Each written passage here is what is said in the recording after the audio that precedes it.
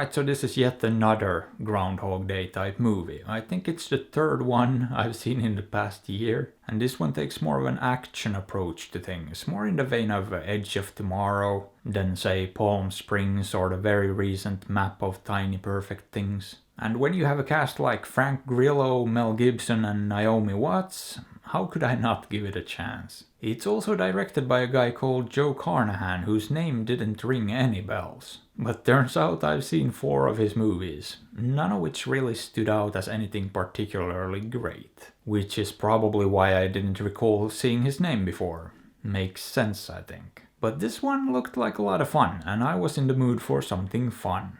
And it turned out to be a moderate amount of fun, which I still didn't mind. But I do feel like it failed to really impress me too much beyond being just entertaining enough to keep me interested. And the approach this one takes is where the protagonist has already been stuck in the loop for a while. Which I like, that way we can skip most of the part where he gets used to his situation. But then this one finds it necessary to still show a lot of that, and then goes into the events of the previous day as well.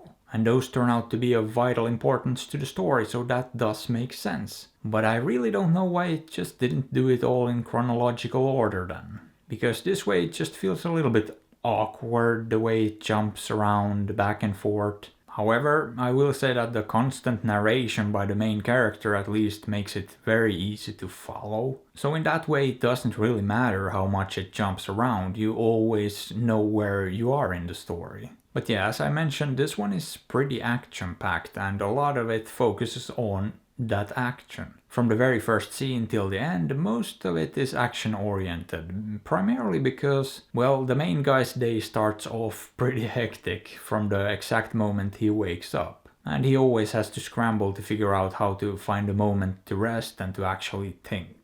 Because like most movies of this kind, there's sort of a puzzle he has to solve here. There's a reason he's stuck, which means there's probably a way to get unstuck. And the basic plot here follows him attempting to solve that puzzle and to free himself. But there's also a more emotionally driven subplot here as well that comes into play a bit later. And that of course also plays a part in figuring everything out, as it usually does in these kind of movies. So you know, it's nothing groundbreaking, but I do think it works for the most part. And my biggest issues with it were sort of smaller things that just annoyed me. Like for instance the font and the style used for the little title cards that kept popping up, they just looked terrible. And I do mean terrible, I haven't seen anything quite that cheap looking in a movie in a while. And I genuinely don't know how those made it into the final release. They look bad even for placeholders, but anyway, that's not really a huge issue.